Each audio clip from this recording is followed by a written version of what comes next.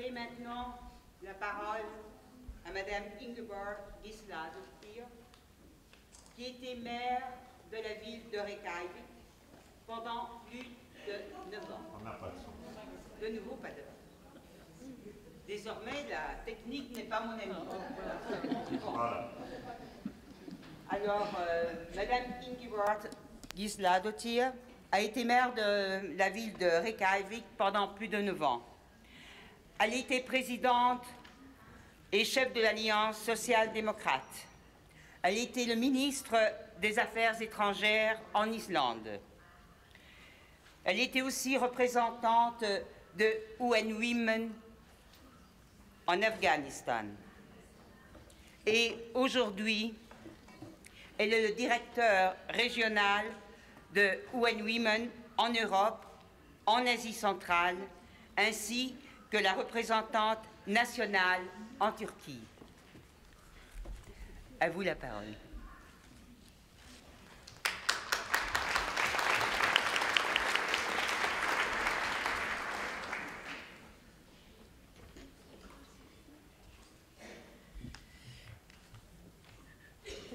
Thank you, Simon.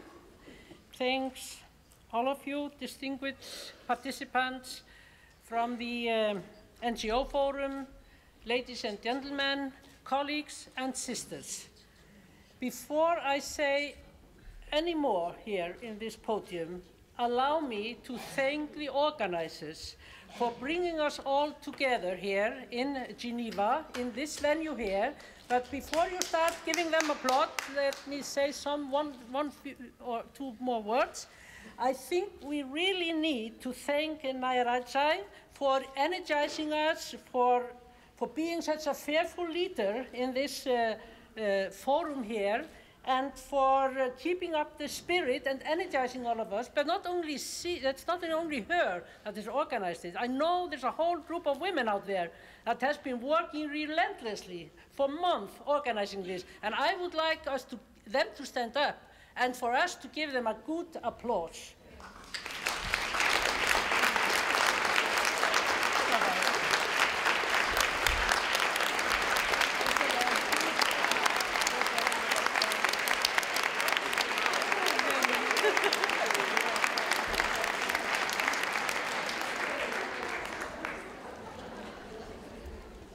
But again, thank you all of you for giving us this opportunity to meet each other, to renew ourselves, and to energize ourselves and prepare for the continuous struggle on gender equality and women's empowerment in our respective countries or institutions or communities. We really need it. So thank you all for that. We have had here 3 important days of discussions around the realities facing women and girls in our region 20 years after the adoption of Beijing Platform for Action. The recommendations coming out of this forum constitute a pivotal contribution to the regional intergovernmental review meeting that will start tomorrow, and also to the 20-year review of the Beijing Platform for Action that will take place in 2015, in March actually, to be exact, 2015, during the 59th session of the Commission on the Status of Women and the leadership of UN Women. After the discussions for the past 3 days, I think we all agree that we urgently need a new transformative agenda to advance women's rights.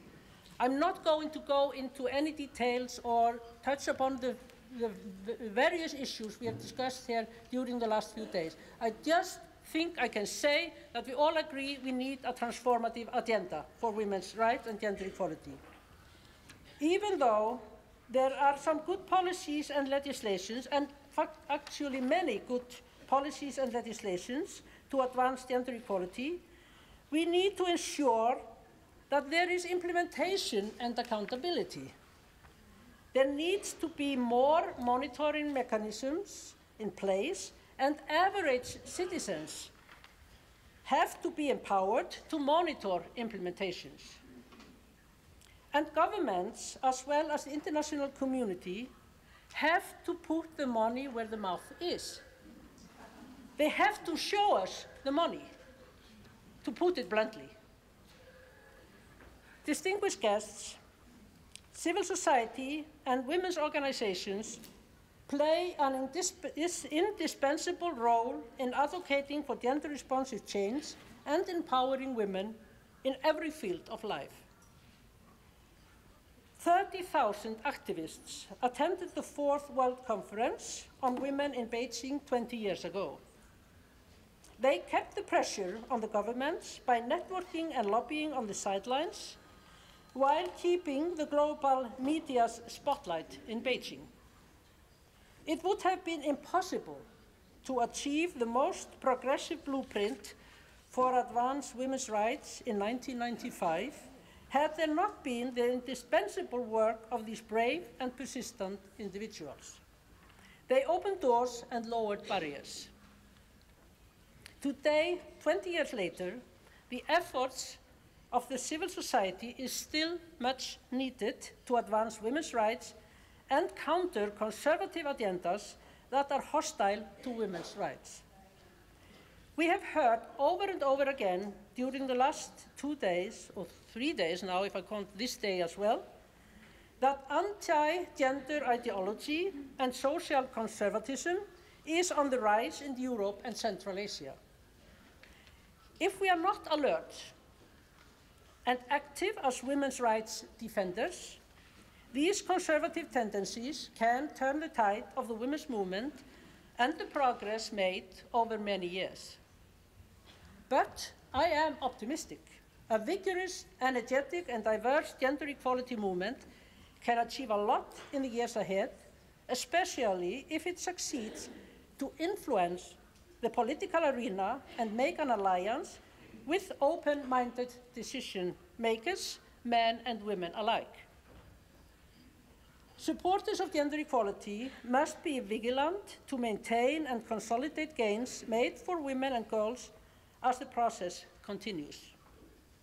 UN Women is committed to partner with civil society in this effort, and together UN Women and civil society can advocate and advance policy dialogue on women's rights and empowerment. Women's rights and empowerment, development, peace, and security.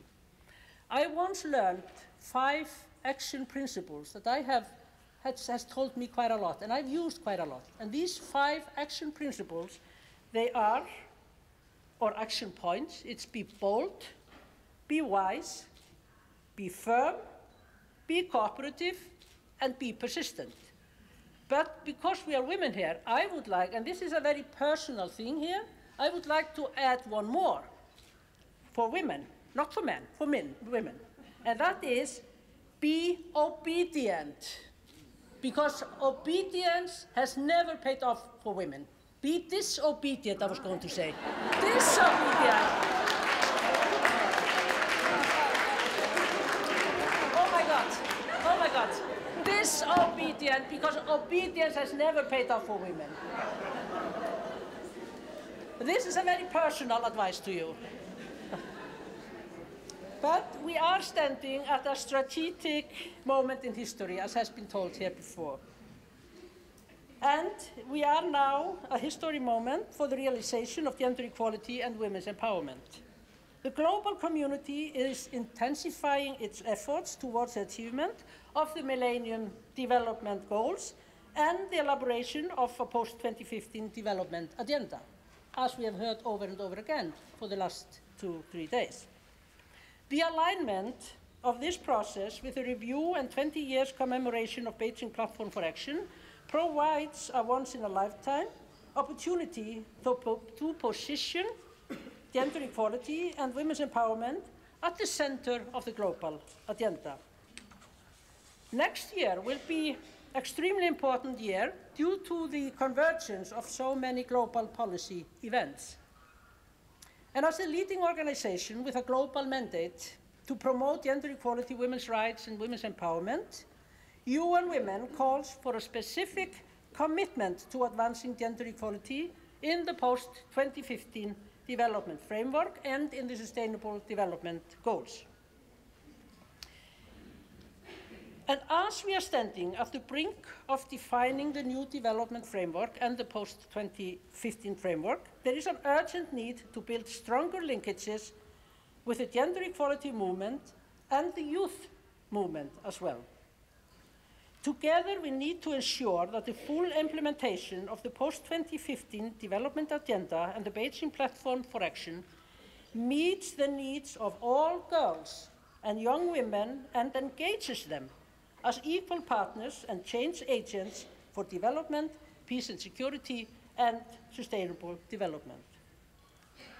The civil society must ensure that more young women are included in advancing women's rights.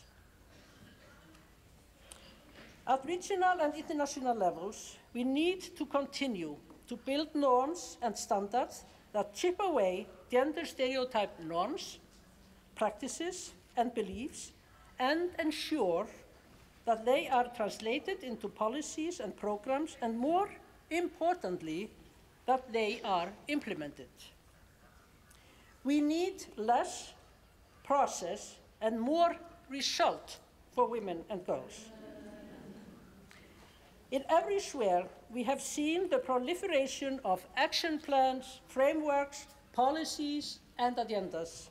It is time they are realized. Empowerment of women needs to be treated with political urgency. Women's empowerment cannot be treated solely as a long-term development issue that gets put off the agenda when crisis strikes.